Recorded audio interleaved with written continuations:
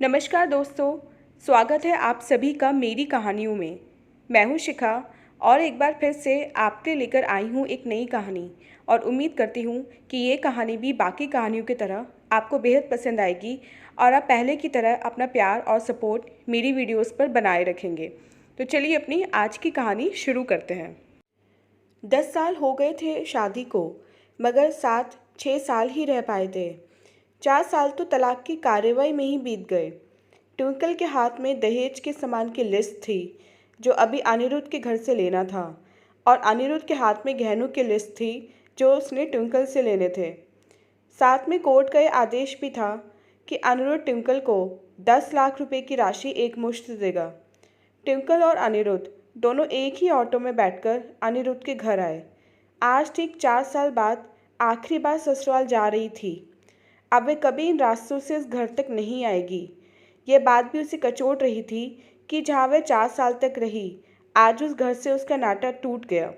वह दहेज के सामान की लिस्ट लेकर आई थी क्योंकि सामान की निशानदेही तो उसे ही करनी थी। सभी रिश्तेदार अपने अपने घर जा चुके थे।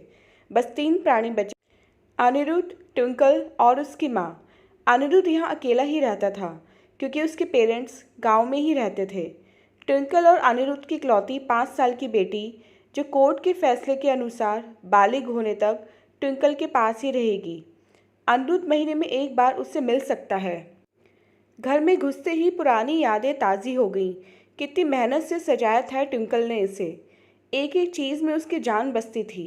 सब कुछ उसकी आंखों के सामने बना था। एक एक ईंट से धीरे धीरे उसने बनते घरौंदे को पूरा होते देखा था। यह उसके सपनों का घर था। कितनी शिद्दत से अनिरुद्ध ने उसके सपने को पूरा किया था। अनिरुद्ध थका हारा सा सोफे पर पसर गया और ट्विंकल से बोला, ले लो तुम्हें जो कुछ भी लेना है, मैं तुम्हें नहीं रोकूंगा। ट्विंकल ने बड़े गौर से अनिरुद्ध को देखा और सोचने लगी, 4 साल में कितना बदल गया है। उसके बालों में अब हल्की हल्की सफ़ेदी झांकने लगी थी। शरीर पहले से आधा रह गया है। 4 साल में चेहरे की रौनक गायब हो गई थी। ट्विंकल स्टोर रूम की तरफ बढ़ी जहाँ उसके दहेज का सामान पड़ा था। कितना था उसका सामान? प्रेम विवाह था दोनों का। घर भी मजबूरी में साथ हुए थे। प्रेम विवाह था तभी तो नज़र लग गई किसी की, क्योंकि प्रेमी जोड़ी को हर कोई टूटता हुआ देखना चाहता है। बस एक बार पीकर बहक गया था अनिरुद्ध, हाथ उठा बैठा था उस पर। बस तभी वो गुस्से में मायके चली गई थी। फिर चला था लगाने सिखाने का दौर। इधर अनिरुद्ध के भाई भाभी और उधर ट्विंकल की माँ। नौबत कोर्ट तक जा पहुंची और आखिर तलाक हो गया। न ट्विंकल लौटी और ना ही अनिरुद्ध लेने गया। ट्विंकल की माँ, जो उसके साथ ही आई थी, बोली, कहाँ है तेरा सामान? इधर तो नहीं दिखता। बेच दिया होगा इस शराबी ने। चुप रहो माँ। ट्विंकल को ना जाने क्यों अनिरुद्ध को उसके लिए शराबी कहना अच्छा नहीं लगा। फिर स्टोर रूम में पड़े सामान को एक एक कर लिस्ट से मिलाया गया। बाकी कमरों से भी लिस्ट का सामान उठा लिया गया। ट्विंकल ने सिर्फ अपना सामान लिया, अनिरुद्ध के सामान को छुआ तक नहीं। फिर ट्विंकल ने अनिरुद्ध को गहनों से भरा बैग पकड़ा दिया। अनिरुद्ध ने बैग वापस ट्विंकल को ही दे दिया। रख लो, मुझे नहीं चाहिए, काम आएंगे तेरे मुसीबत में। गहनों की कीमत 15 लाख रुपए से कम नहीं थी। क्यों? कोर्ट में तो तुम्हारा वकील कितनी दफ़ा गहने गहने चिल्ला रहा था। कोर्ट की बात कोर्ट में ख़त्म हो गई। वहाँ तो मुझे भी दुनिया का सबसे बुरा जानवर और शराबी साबित किया गया है। सुनकर ट्विंकल की माँ ने नाक भौं चढ़ा दी। मुझे नहीं चाहिए, वो 10 लाख रुपए भी नहीं चाहिए। क्यों? कहकर अनिरुद्ध सोफे से खड़ा हो गया। बस यूं ही। ट्विंकल ने मुंह फेर लिया।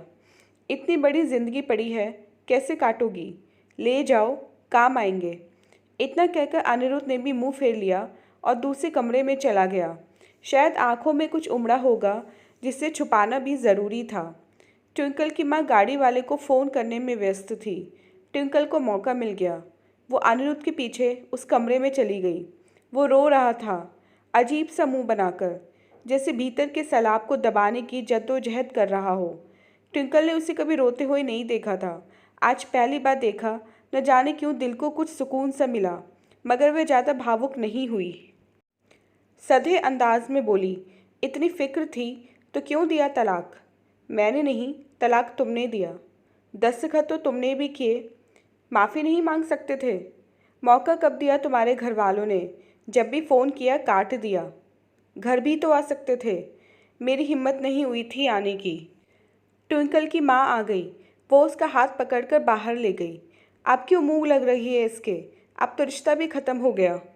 माँ बेटी बाहर बरामदे में सोफे पर बैठकर गाड़ी का इंतज़ार कर रही थीं।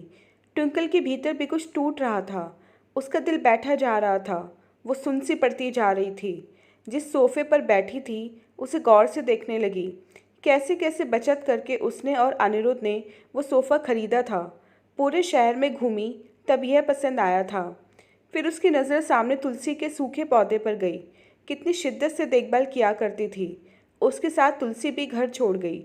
घबराहट और बढ़ी तो वह फिर से उठकर भीतर चली गई। माँ ने पीछे से पुकारा मगर उसने अनसुना कर दिया। अनिरुद्ध बेड पर उल्टे मुंह पड़ा था। एक बार तो उसे दया आई उस पर, मगर वह जानती थी कि अब तो सब कुछ खत्म हो चुका है, इसलिए उसे भावुक नहीं होना है। उसने गौर से कमरे को देखा। अस्त व्यस्त हो गया था पूरा कमरा। कहीं कहीं तो मकड़ी के जाले लटक रहे थे। कभी कितनी नफरत थी उसे मकड़ी के जालों से। फिर उसकी नज़र चारों ओर लगी उन फोटो पर गई जिनमें वह अनिरुद्ध से लिपटकर मुस्कुरा रही थी। कितने सुनहरे दिन थे वो। इतने में माँ फिर आ गई। हाथ पकड़कर फिर उसे बाहर ले गई। बाहर गाड़ी आ गई थी। सामान गाड़ी में डाला जा रहा था। ट्विंकल सुन सी बैठी थी। अनिरुद्ध गाड़ी की आवाज़ सुनकर बाहर आया। अचानक अनिरुद्ध कान पकड़कर घुटनों के बल बैठ गया। बोला, मत जाओ, माफ़ कर दो। शायद यही वो शब्द थे जिन्हें सुनने के लिए 4 साल से तड़प रही थी। सब्र के सारे बांध एक साथ टूट गए। ट्विंकल ने कोर्ट के फैसले का कागज़ निकाला और फाड़ दिया। और माँ कुछ कहती उससे पहले ही लिपट गई अनिरुद्ध से। साथ में दोनों बुरी तरह रोते जा रहे थे। दूर खड़ी ट्विंकल की माँ समझ गई कि कोर्ट का आदेश दिलों के सामने कागज़ से ज़्यादा कुछ नहीं। काश उनको पहले मिलने दिया होता। अगर माफ़ी मांगने से ही रिश्ते टूटने से बच जाएं, तो माफ़ी मांग लेनी चाहिए। तो दोस्तों, ये थी हमारी आज की कहानी। उम्मीद करती हूँ ये कहानी आपको पसंद आई होगी। मिलते हैं अपनी नेक्स्ट वीडियो में इससे नेक्स्ट कहानी के साथ। तब तक के लिए आज्ञा दीजिए। धन्यवाद।